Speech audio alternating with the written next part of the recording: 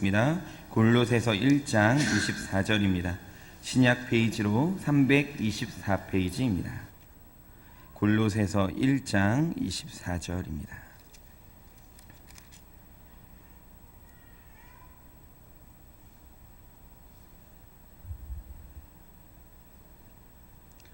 다 찾으신 줄 알고 이 말씀 진실로 그러합니다라는 고백으로 아멘 하시고 봉독하시겠습니다. 아멘. 내가 이제 너희를 위하여 받는 괴로움을 기뻐하고 그리스도의 남은 고난을 그의 몸된 교회를 위하여 내 육체에 채우노라. 아멘.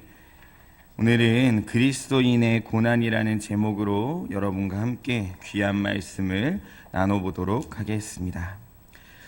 드디어 부활절이 40일밖에 남지 않았습니다. 1년의 이 날들 중에 제일 기쁜 날이지 않을까 싶은 이 부활절이 이제 40일이 남게 되었습니다. 우리는 이 부활절이라는 절기 40일 전에 사순절이라고 하는 테사라코스테이를 지킵니다. 오늘은 이 사순절의 역사적인 유래와 예수님의 고난에 대해 말씀을 나누면서 이 그리스도인은 어떠한 고난을 짊어지고 있는가, 주님께서 우리에게 남겨주신 이 고난이 어떠한 것들이 있는가에 관한 이야기를 잠시 나눠보도록 하겠습니다. 첫 번째입니다. 교회의 역사적으로 보는 사순절입니다. 사순절에 관해 바르게 묵상하기 위해선 성경의 주요한 내용들을 보는 것 또한 중요한 역사적인 사실이겠지만 오늘은 교회사적인 역사적인 방편으로 이 사순절을 함께 나눠보려고 합니다. 사순절이 지켜진 시기는 이 4세기와 그리고 미신적으로 변해졌던 중세 후기가 있었고 개혁하고자 했었던 종교개혁기가 크게 있었습니다. 그래서 우리가 지금 지키고 있는 이 사순절은 교회의 역사상으로 크게 이 세 시기에 자주 지켜졌었던 절기였습니다. 이 사순절이 처음 시작되었던 것은 313년에 콘스탄티누스의 대제가 기독교를 국교로 공인하고 로마의 압제와 어려움 가운데서도 이 종교를 인정하기 시작하면서 모든 사람들이 세례를 받으려고 할 때, 세례를 받고자 했을 때 그때 시행되었던 것이 이 사순절의 시기입니다. 지하에 있던 수많은 그리스도인들이 세례의 중요성을 알고 엄청난 사람들이 몰리기 시작했습니다. 이 기독교가 국가가 인정하는 종교가 되어지자 이 많은 사람들이 세례를 받으려고 이 교회로 몰려드는 것들을 보고 교회에는 두 가지의 관습을 만들게 됩니다. 첫 번째는 교회의 신자들이 세례를 받기 전에 철저하게 교리의 교육을 받도록 했습니다. 갈라디아서 6장 6절의 말씀과 같이 가르침을 받는 자는 말씀을 가르치는 자와 모든 좋은 것을 함께하라고 하는 이 말씀을 기초로 교리 교육이 시작되었습니다. 이때 배우는 교리 교육은 신앙의 규칙으로 그리고 그 사람들의 인생의 안내자로 만들어졌었는데 보통 3년의 시간, 3년 동안 그를 지켜보고 가르쳐서 그의 삶의 모습이 하나님을 닮았고 예수 그리스도를 주인으로 여겼었던 그때에 그에게 세례를 주었던 것입니다. 그리고 이 세례를 주었던 날은 예수 그리스도가 부활하신 부활절 새벽에 세례를 베풀게 되었던 것입니다. 그래서 우리가 알고 있었던 이 40일의 기간 그들은 교리의 교육에 힘을 썼었습니다. 두 번째로 이 4세기의 사람들이 했었던 것은 경건에 힘쓰도록 가르쳤었습니다. 즉 그들에게 이 40일 동안에는 더욱 기도하고 자주 금식하고 성경 공부에 힘쓰도록 했던 것입니다. 이 40일이라는 날짜의 중요성은 모세나 엘리야나 예수님의 생애에서 빗대어 가지고 온 중요한 의미를 가지고 있었던 것입니다. 이러한 40일의 세례 준비는 비단 세례를 받는 자들만을 위한 것도 아니었고 모든 그리스도인들이 이 관습을 지키며 더욱더 경건하게 하나님 앞에 경건에 힘쓰고 연습하였던 시기가 우리가 지금 알고 있는 이 사순절의 시기였습니다. 특별히 이 기간 동안의 초기 기독교의 설교자들은 주님의 고난과 십자가에 대한 설교를 더욱더 자주, 더욱더 힘써 하였습니다. 그래서 세례를 받기 위해 기다리는 자들을 더욱 잘 준비시키기 위한 그러한 방편이었던 겁니다. 또한 세례라는 것은 새로운 신자를 그리스도의 몸에 연합시키고 편입시키는 성례이기 때문에 온 교회가 이를 준비하기 위해 이 40일이라는 기간은 천주교에서 이야기하는 어떠한 축제의 기간이 아니라 바로 하나님 앞으로 나아가는 경건의 시간이었다는 것입니다. 그런데 이 절기가 역사가 지나면서 변하기 시작을 합니다. 4세기가 지나고 중세 시대에 오게 되면서 더욱더 형식적이고 미신적인 시기로 변하게 됩니다. 특히 사순절에 금식하는 관습은 아주 왜곡되기 시작해서 사람들은 이 기간 동안 먹어도 되는 음식과 먹지 말아야 하는 음식을 구분하기 시작합니다. 또한 하루에 한 끼 먹는 식사 시간을 점차 앞당기기 시작해서 금식은 하긴 하는 건데 밥도 먹긴 먹는 상황까지 이르게 됩니다.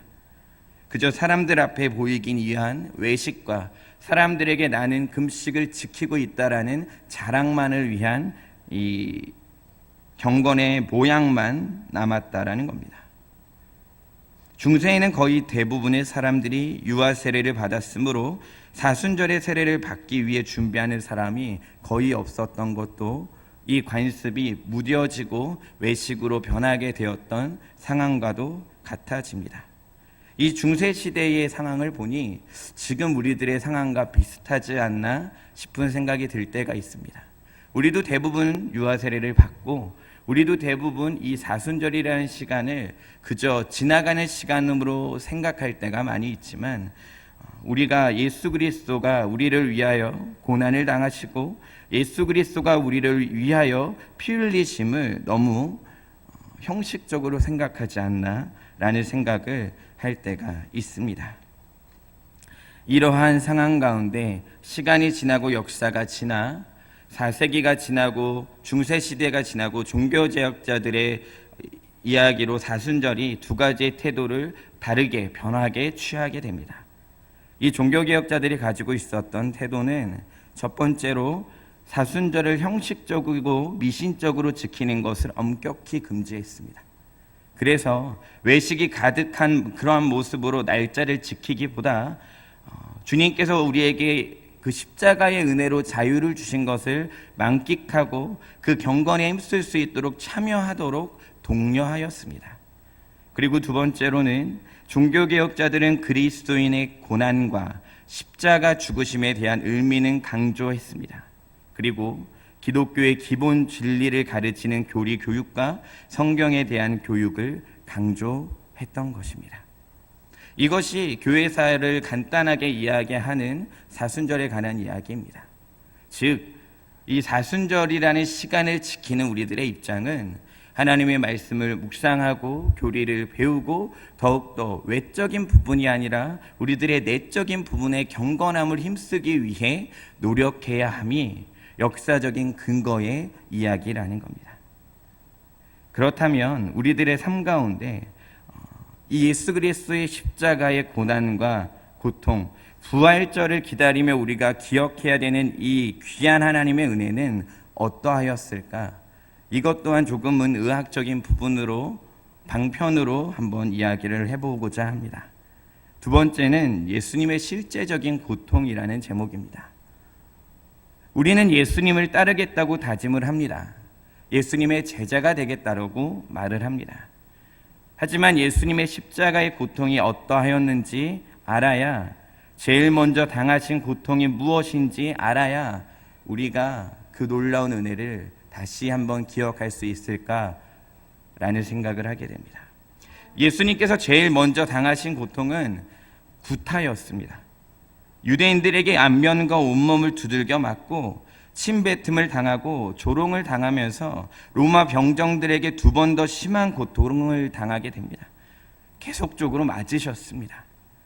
이 상태도 너무 심각한데 거기다가 예수님의 십자가를 지기 전에 채찍을 맞았습니다.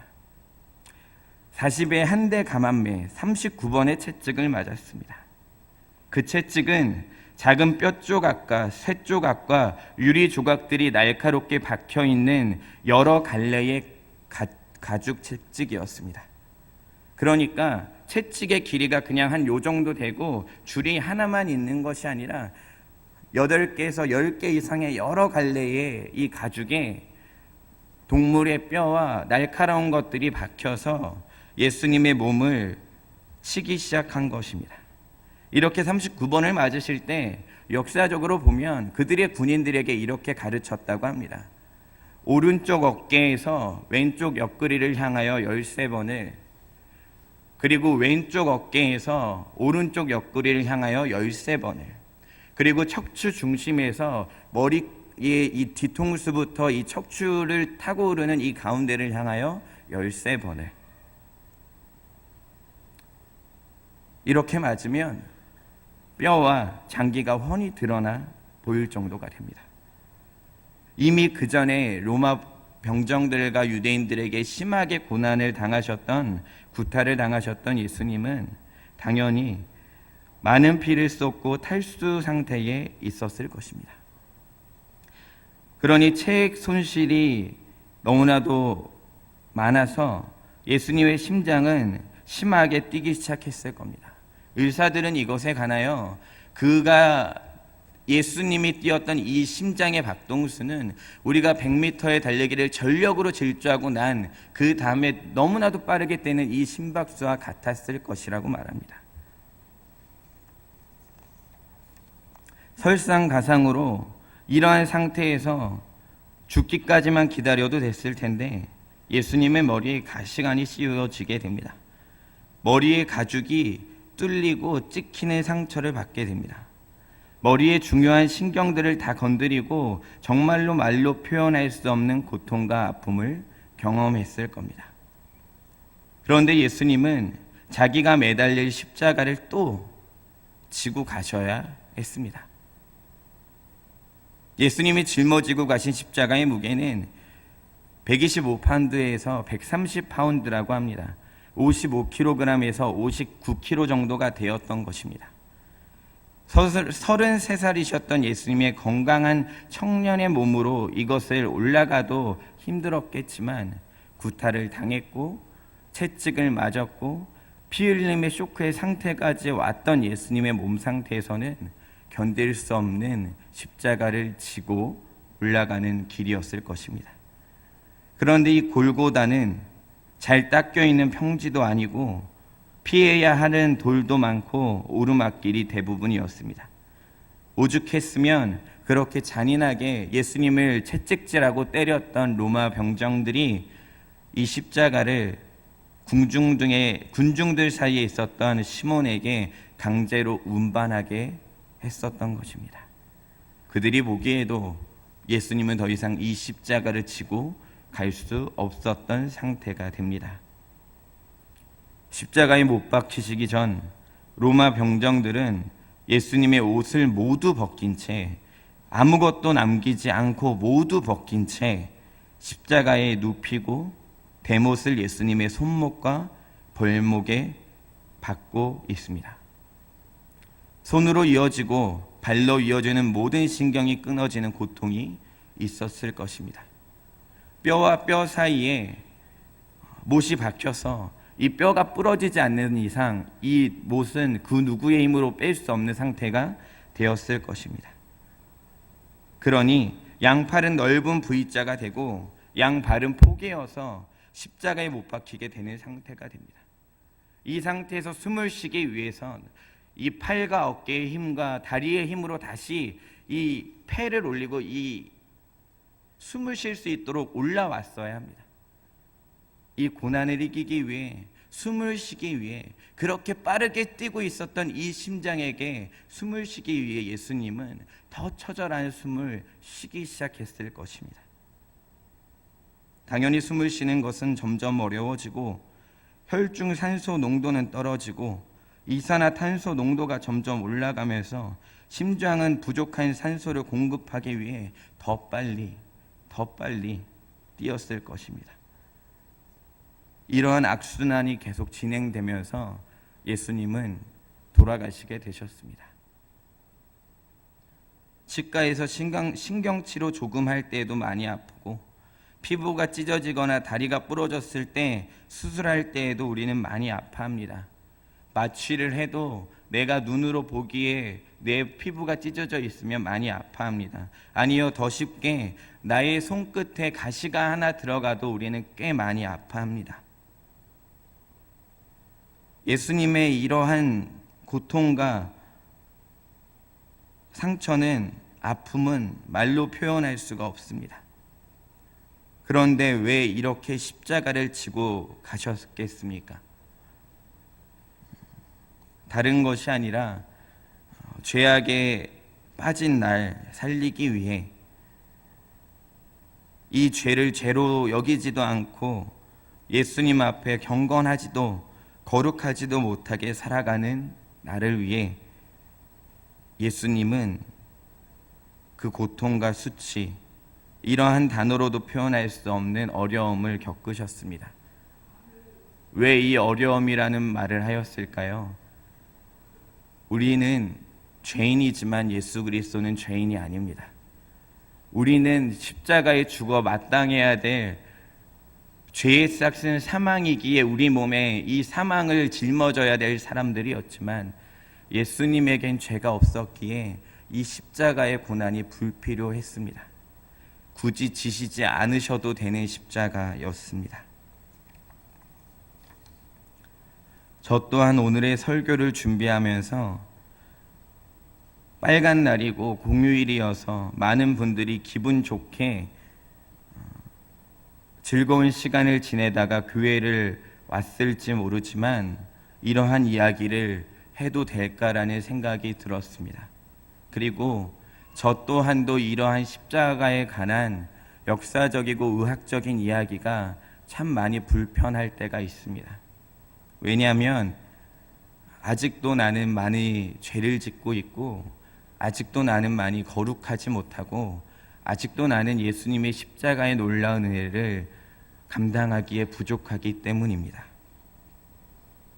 하지만 이 설교를 준비하면서 나도 이 십자가에 대한 매너리즘에 빠져 있지 않는가라는 생각을 했습니다. 당연히 예수님은 십자가를 지셔야 하는 분이고, 예수님은 당연히 고난을 받으셔야 되는 분이라는 오해를 하고 있었지 않았을까라는 생각을 하게 되었습니다. 예수님은 우리를 대신하여 죽으신 것입니다. 자신을 위한 죽음이 아니라 다른 사람을 위한 죽음이었습니다. 공자가 훌륭한 사람이기는 했습니다. 하지만 선생일 뿐이었습니다. 석가모니도 도를 깨달아 수도생들의 모범이 되었을 뿐입니다. 마호멧도 유명한 다른 사람의 죄를 대신 지는 십자가의 죽음이 없었습니다. 우리가 의지하고 우리가 좋아하는 돈과 명예와 권력도 그 어떤 것도 우리를 구원하기 위하여 자신의 생명을 드리지 않았습니다. 그 생명은 원래 죄인이어서 죽어야 되는 생명이 아니었고, 죽지 않아도 되는 그러한 생명이었습니다. 예수님은 원래 부요한 자였습니다. 죄인들을 위하여 가난하게 되셨습니다. 예수님은 원래 전지전능한 분이셨습니다. 죄인들을 위하여 이 땅에 오셨습니다. 예수님은 원래 십자가를 지시지 아니하여도 됐습니다. 하지만 나의 죄 때문에, 나 때문에 그 십자가를 지셨습니다. 예수님은 영광을 받으시고 보좌에 앉아 있었어도 됩니다. 하지만 이 땅에 오셨습니다. 죄값으로 영원히 죽어야 할 나를 위해 새 생명을 허락하기 위해 이 십자가 상에 상상할 수 없는 고통과 어려움을 지고 그 자리에 계셨습니다.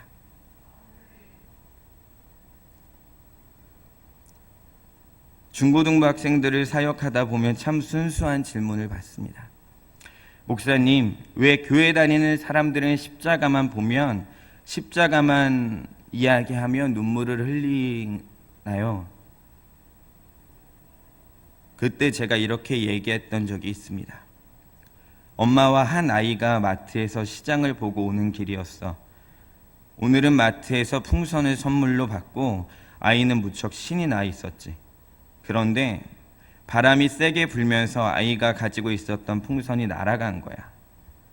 아이가 그 풍선을 잡으려고 도로로 가다가 빨간색 큰 트럭이 달려왔어. 엄마는 초인적으로 그 아기를 옆으로 밀어내고 아이를 구하고 그 빨간색 트럭에 치여서 죽게 되었지. 그렇다면 이 아이가 자라면서 빨간색 트럭을 볼 때 어떤 걸 생각할까?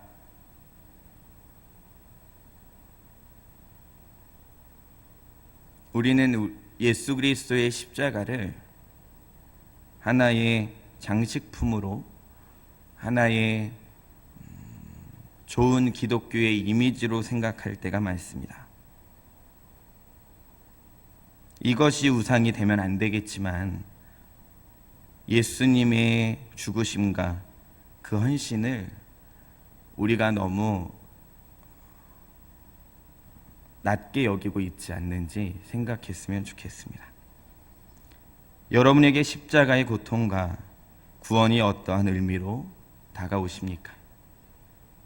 평생 교회를 다녔고 80년이 넘도록 보아왔던 십자가라는 이제는 아무런 감정이 없고 느낌도 없을 수 있는 그 이미지이지만 그 가운데 예수 그리스도가 우리를 위하여 십자가에서 돌아가셨고 우리를 위하여 그 구원의 길을 열어가셨던 그 구원의 통로라면 우리는 그 십자가를 어떻게 보아야 하겠습니까? 예수님께서는 이 십자가를 통해 예수님의 고통만 느끼라고 말씀하시지 않았습니다. 그곳에서 받았던 아픔만 느끼라고 이야기하시지 않았습니다. 그 십자가를 통하여 우리를 의인이라 칭하여 주셨고 우리를 하나님의 아들과 딸로 새겨주셨고 이 천국을 우리의 것으로 선물하여 주셨습니다. 이 십자가는 고통과 고난을 깨닫고 나아가야 되는 것이지만 고통과 고난이면 빠져 있어야 할 것이 아니라 믿음으로 구원에 이르게 하는 놀라운 소망의 길인 것을 잊지 말아야 합니다. 바울은 그리스도의 남은 고난은 그의 몸된 교회를 위하여 내 육체 속에 채우노라라고 했습니다. 예수님이 받으신 고난이 부족하여서 고난이 남아있는 것이 아닙니다. 예수님의 고난과 죽으심으로 우리의 죄는 완전히 해결되었고 의인이 되었으며 주의 영광을 위해 살아갈 수 있게 되었습니다. 로마서 8장 17절은 우리에게 이렇게 이야기합니다.